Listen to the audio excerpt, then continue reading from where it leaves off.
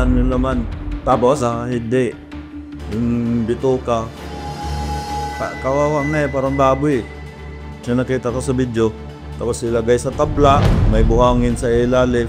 Tinatalian na yun para lumubog. Saka, pinuhulog na lang doon sa gitna. Yung kernel na yan, yung 200, kumbaga siya yung parang naging monitor din, pinaka-team leader doon sa grupo ng mga pulis. Makonsensya ka naman. Yun lang masasabi ko sa'yo. Aminin mo na lahat ng kasalanan mo.